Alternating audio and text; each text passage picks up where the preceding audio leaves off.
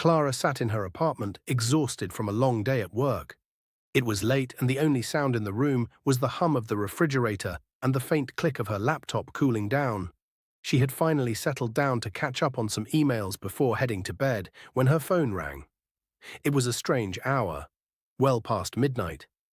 Clara glanced at the screen. The number was unfamiliar, with no caller ID. She hesitated. Usually, she didn't answer unknown calls, but something urged her to pick up. Maybe it was curiosity, or the strange feeling that this time it might be important. "Hello?" she said, her voice groggy. There was silence on the other end, just the faint sound of breathing. Clara frowned and was about to hang up when a distorted voice whispered, "I see you." The words sent a chill down her spine. It was like the voice was right next to her, but the sound crackled and warped, as though it had been distorted by some evil force. Clara's heart pounded in her chest. She quickly hung up the phone, hoping it was just a prank or a glitch in the network. She locked the phone and set it down on the table, trying to shake off the strange feeling that clung to her. Her mind couldn't help but race. Who would call her at this hour? She had no enemies, and her friends were all accounted for. A wave of unease settled in her chest, but she decided to ignore it and tried to go back to her emails. But just as she was about to type, the phone rang again. Clara's breath caught in her throat as she saw the same unfamiliar number. Her hands trembled slightly, but she reached for the phone, pressing it to her ear. "Hello," she said, her voice shakier this time. The same distorted voice answered. "I see you." Clara's heart stopped. She glanced around the room. The lights were on, the curtains were drawn, and everything seemed normal. Yet a creeping sensation of dread began to fill her. Who could this be? How did they know she was here? The thought of someone watching her, lurking just beyond her sight, made her skin crawl. "Who is this?" she demanded, trying to keep her voice steady.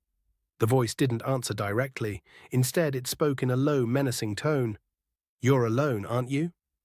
Clara froze. The voice sounded like it was coming from inside her head, twisting her thoughts. How could they know she was alone? Her apartment was on the 3rd floor, and no one else was there.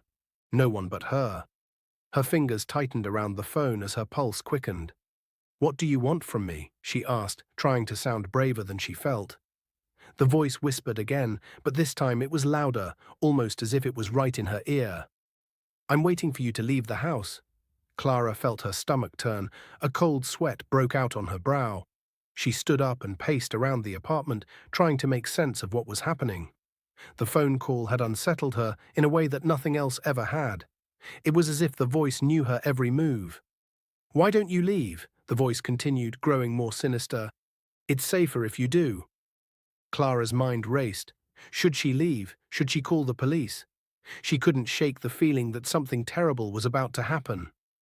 She hung up again, her fingers trembling, but the thought of leaving her apartment seemed illogical. Still, the fear gnawed at her. She paced around the apartment, pulling the curtains tighter and checking every lock. The phone remained silent, and for a brief moment she thought she was safe. Maybe it was just a prank after all. But then, just as she was about to sit down, the phone rang once more. Clara froze, her stomach twisted into a knot. She didn't want to pick it up, but she couldn't ignore it any longer. Something deep inside told her this time was different. This time it was real. She took a deep breath, picked up the phone and put it to her ear. There was no breathing this time, just silence. Then, the voice, low and mocking, spoke again. "I'm here." Clara's heart slammed in her chest. She looked around the room, her eyes darting between the windows, the door, the shadows. Her breath caught in her throat as she heard the faintest sound, like a footstep coming from behind the door. She spun around, but there was no one there. Just the silence of the night.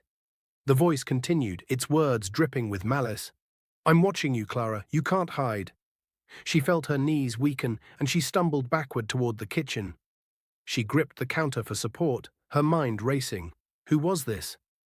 How did they know her name? How could they know where she was? Her phone buzzed again, and she nearly dropped it in her panic. This time, the message on the screen read, "Look outside." Her blood ran cold. Clara's hand shook as she slowly walked toward the window, her legs weak beneath her. She didn't want to look. She knew it was a bad idea, but her curiosity and dread drove her forward. She parted the curtains just a crack and looked out into